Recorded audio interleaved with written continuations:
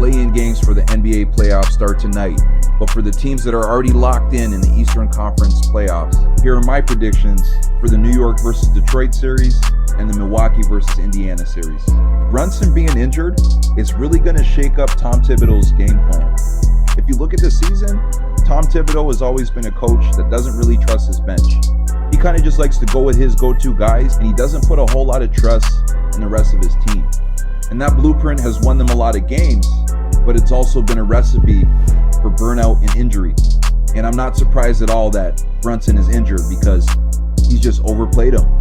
He's playing his best players 40 plus minutes. You can't just keep playing your players like that all the time. They're going to burn out. So I really don't think Tom Thibodeau is going to adjust to that very well. Going into this season, I had New York as one of the top 3 teams in the NBA. But if we fast forward to the end of the season, yeah, the Knicks had a great overall record.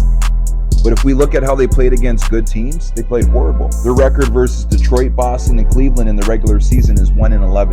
So what that tells me is that they weren't showing up against good teams. And the regular season is easier than the postseason. As you guys know, the whistle is blown differently. If you couldn't get it done against the big teams during the regular season, you damn sure ain't going to do it in the playoffs.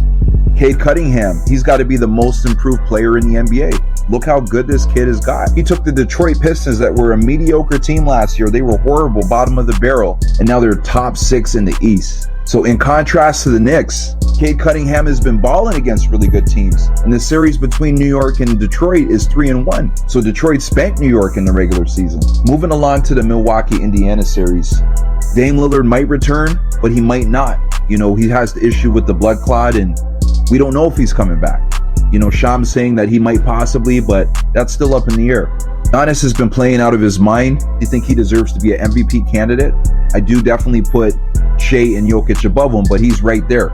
I think he's the 3rd best player in the NBA right now.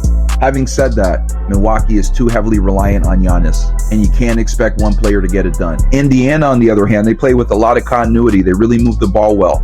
Tyrese Halliburton is one of the better pass-first point guards in the NBA. Mathurin historically has played really well against Milwaukee. Throughout his career, he averages 18 points a game against Milwaukee. The only thing with Mathurin is he'll make some dumb plays sometimes, so he's really got to get his IQ up.